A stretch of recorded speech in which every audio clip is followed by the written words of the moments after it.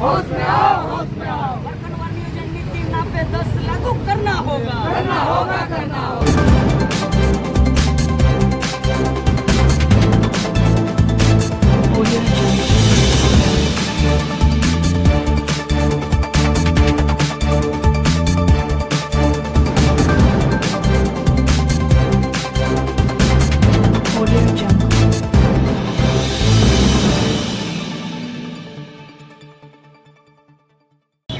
अभी तक नियोजन नीति लागू नहीं हुआ।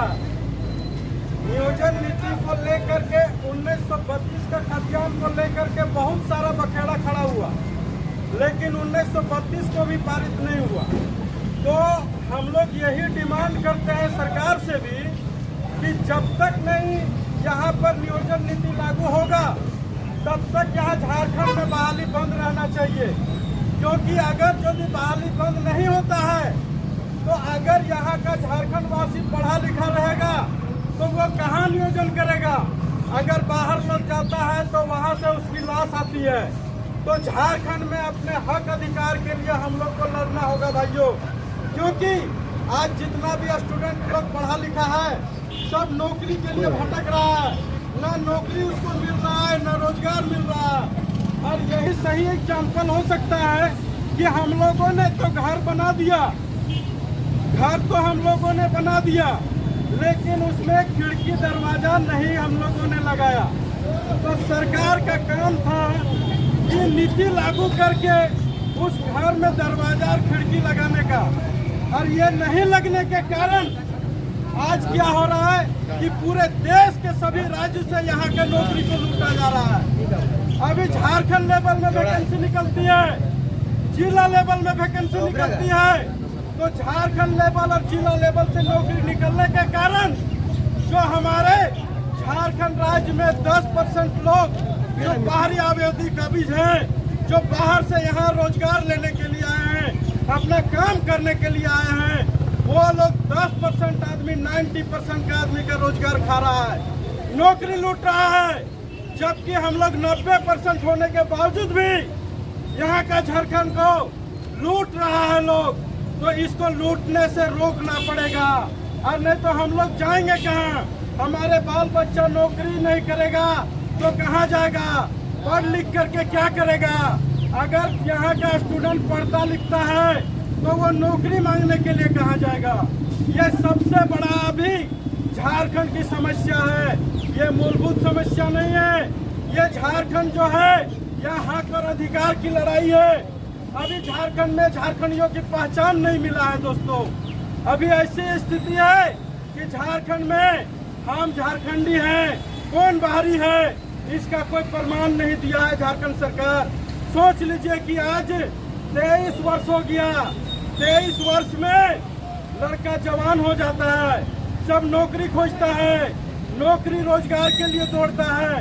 इस 23 साल में झारखंड में सभी पार्टी, सभी नेता का सरकार बना, वो भी झारखंड में आजसू का, बीजेपी का, कांग्रेस का, जेएमएम का, सभी लोग बारी बारी से राज किए, लेकिन झारखंड को कोई अभी तक पहचान दिलाने का काम नहीं किया है। झारखंड कौन है, झारखंडी कौन है, झारखंड के लोग कौन है, बाहरी कौन है, इसको अभी तक कोई पहचान दिलाने का काम नहीं किया है। और झारखंड सरकार हमेशा लूटने का काम किया है। आज तो हम लोग को 90% आदमी को यहाँ अलर्ट रहना होगा। उसके लिए एकताबद्ध तरीका से काम करना होगा। हम लोग एकता के साथ में रहेंगे तो निश्चित रूप से हम लोग को रोजी रोजगार मिलेगा, हम लोग जीतेंगे। अभी वर्तमान की स्थिति बता रहे हैं, जब 19 का 32 का खारिज हुआ तो हेमंत सरकार ने क्या किया कि 60-40 की नियोजन नीति को परिभाषित करने का काम किया है। तो हेमंत सोरेन से हम पूछना चाहते हैं कि ये 60-40 नीति क्या है, यहाँ के झारखंड वासी को बताना पड़ेगा। 60-40 का नीति का मतलब 60% यहाँ का आदमी, 40% बाहर का आदमी को हम रोजगार देंगे। तो अभी 5 लाख लोगों का नियोजन देने की बात है। या जितने भी झारखंड के जितने भी लोग यहाँ पर जो ऑफिस में हैं, 5 लाख रोजगार अभी मिलने जाएगा। तो वो 5 लाख रोजगार को अगर जो बांटने का काम हेमंत सोरेन करेगा तो हम लोग कतई बर्दाश्त नहीं करेंगे, क्योंकि यहाँ के लोग 90% है। 90% का हक अधिकार के साथ में नियोजन का बांटना पड़ेगा। अगर प्रखंडवार नियोजन अगर लागू होता है तो हमारे प्रखंडवार नियोजन के तहत में यहाँ के पंचायत लेवल में वैकेंसी आएगी और पंचायत लेवल के साथ में यहाँ के लोगों को रोजगार मिलेगा। यहाँ के जब लोगों को रोजगार मिलेगा तब जाकर के यहाँ का अधिकार मिल सकता है। तो इसी का लेकर के लड़ाई है हम लोग का दोस्तों, कि जब तक नहीं प्रखंडवार नियोजन नीति लागू करता है हम लोग छोड़ने वाले नहीं हैं। जैसे भी होगा, लेकिन हम लोग को नियोजन नीति न्याय संगत संविधान सम्मत लागू करना होगा, और नहीं तो प्रखंडवार नियोजन नीति लागू की जाए, ताकि यहाँ के लोगों को बेरोजगारी का जो दंश है, यहाँ पे जो रोजगार नहीं मिल रहा है, लोग रोजगार के लिए पलायन कर रहे हैं, तो इसके लिए भी हम लोग को अपने आप में ताकत के साथ में यूनियन का साथ देना होगा। और हम लोग जैसे भी होगा, लेकिन इसको हम लोग लागू करवाने का काम करेंगे दोस्तों। तो इतना सबको मालूम चल गया कि झारखंड सरकार हो चाहे कोई भी सरकार हो, आज ब्लॉक में देखते होंगे कि गरीब लोगों के लिए राशन कार्ड देता है, चावल की व्यवस्था करता है, घर की व्यवस्था करता है, स्कूल की व्यवस्था करता है, उसका फीस माफ की व्यवस्था करता है। तो जितने भी चीज होती है वो प्रखंड लेवल से ही किया जाता है।